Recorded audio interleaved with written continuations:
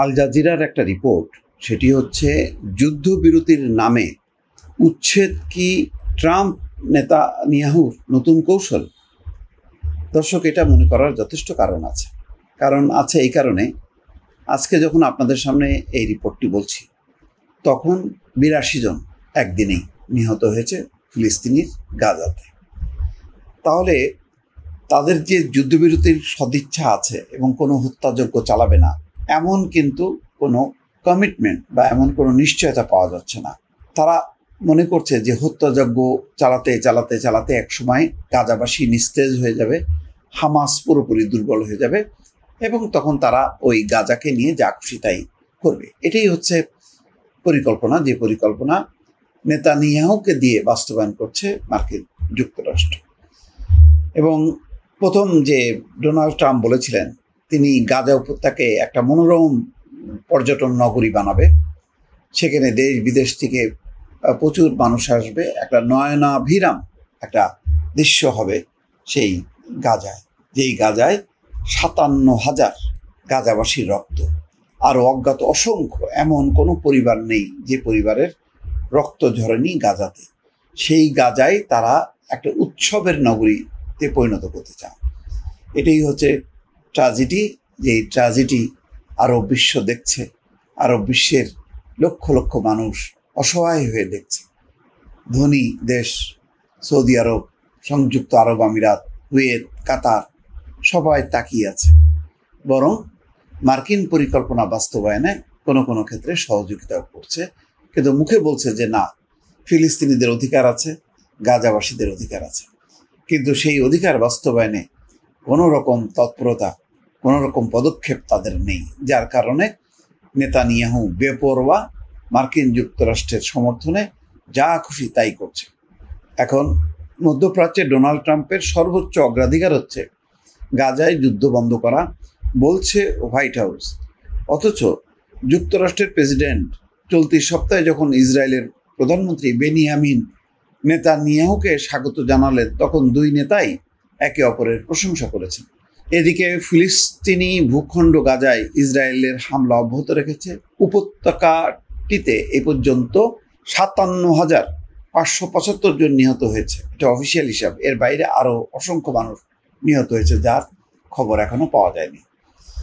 বিশ্লেষকরা বলছেন, ট্রাম্প যদি সত্যি গাজায় স্থায়ী যুদ্ধবিরতি চান, তাকে ইসরায়েলকে দেওয়া মার্কিন সামরিক সহায়তা কাজে লাগিয়ে নেতানিয়াহুর উপর চাপ সৃষ্টি করতে হবে।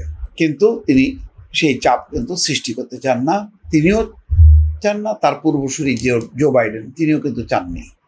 ব্রাসেল ভিত্তিক আন্তর্জাতিক গবেষণা প্রতিষ্ঠান ইন্টারন্যাশনাল ক্রাইসিস গ্রুপের জ্যেষ্ঠ উপদেষ্টা ব্রায়ান ফিনুকেন ট্রাম্পের বার্তাকে তার পূর্বসূরি জো বাইডেনের দ্ব্যর্থপূর্ণ বার্তার সঙ্গে তুলনা করেছেন। ফিনুকিন বলেছেন যে দুইজনই যুদ্ধবিরতির আহ্বান জানিয়েছিলেন, কিন্তু যুদ্ধ বন্ধে ইসরায়েলকে চাপ দিতে তারা অনিচ্ছুক, অর্থাৎ চাপ দিবে না। ফিনুকেন বলেন, এজন্য বাইডেন প্রশাসনের পুরনো দৃশ্যপটের পুনরাবৃত্তি, অর্থাৎ বাইডেন যা করে গেছে সেইটারই একটা পুনরাবৃত্তি ঘটছে। আপনি হোয়াইট হাউস থেকে একই ধরনের ঘোষণা শুনবেন, কিন্তু বাস্তবে দৃশ্যপট বদলায় না। যুদ্ধবিরতি যদি সত্যি হোয়াইট হাউসের সর্বোচ্চ অগ্রাধিকার হয়, তবে তা কার্যকর করার জন্য তাদের যথেষ্ট চাপ প্রয়োগের ক্ষমতাও আছে। যুক্তরাষ্ট্র প্রতি বছর ঘনিষ্ঠ মিত্র ইসরায়েলকে বিলিয়ন বিলিয়ন ডলারের সামরিক সহায়তা দেয় এবং জাতিসংঘ সহ বিভিন্ন আন্তর্জাতিক মঞ্চে কূটনৈতিকভাবে তাদের পক্ষে কথা বলে। যদিও মার্কিন কর্মকর্তারা চলতি সপ্তাহে গাজায় 60 দিনের যুদ্ধবিরতিতে পৌঁছানোর ব্যাপারে আশা প্রকাশ করেছেন, এটা স্থায়ী যুদ্ধবিরতির দিকে যাওয়ার সম্ভাবনাও আছে। তবে ওয়াশিংটনে নেতানিয়াহু সাংবাদিকদের বলেছেন, গাজায় কাজ এখনও শেষ হয়নি, হামাসকে নির্মূল করতেই হবে। হামাসকে নির্মূল করা মানে হচ্ছে গাজাবাসী বা ফিলিস্তিনিদেরকে নির্মূল করা, কেননা ফিলিস্তিনির প্রতিটা পরিবার হামাসের সদস্য, হামাসকে তাদের সংগঠন মনে করে, ফলে বহু নারী পুরুষ এই হামাসের সাথে যুক্ত। হামাসকে নির্মূল করা মানে হচ্ছে গাজাবাসীকে নির্মূল করা। মার্কিন পররাষ্ট্র দপ্তরের সাবেক আইনজীবী ফিনুকেন নেতানিয়াহু এই মন্তব্যকে খুবই বাগাড়ম্বরপূর্ণ এবং অস্পষ্ট বলে আখ্যায়িত করেছেন।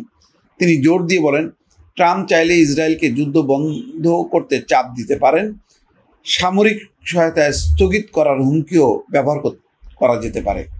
এটি হবে যুক্তরাষ্ট্রের স্বার্থে এবং প্রেসিডেন্টের কূটনৈতিক সাফল্য অর্জনের জন্য সহায়ক। কিন্তু নেতানিয়াহু গত সোমবার ওয়াশিংটনে পৌঁছানোর পর ট্রাম্পের সঙ্গে একজোট হয়ে ইরানের পারমাণবিক স্থাপনায় হামলার জন্য বিজয় উদযাপন করেছেন। শুরু থেকে ইসরায়েলের প্রধানমন্ত্রী ট্রাম্পের অহমিকাকে তুষ্ট করার কৌশল নেন। ওই দিন রাতে হোয়াইট হাউসের নৈশভোজে বসে তিনি ট্রাম্পকে শান্তিতে নোবেল পুরস্কারের জন্য মনোনয়ন দিয়েছেন বলে ঘোষণা করেন। ফলে তাদের যে নৈকট্য, একাত্মতা, এটা হচ্ছে পুরো আরব বিশ্বে ইসরায়েলকে দিয়ে তারা দখলদারিত্ব করবে, মাতব্বরি করবে, প্রভুত্বগিরি করবে। ফলে 2 মাসের যুদ্ধবিরতি কার্যকর হবে এবং গাজায় শান্তি স্থাপন হবে, সেটা মনে করার কারণ নেই। কেননা ট্রাম্পও বলছেন, নেতানিয়াহু বলছেন হামাসকে নির্মূল করতেই হবে।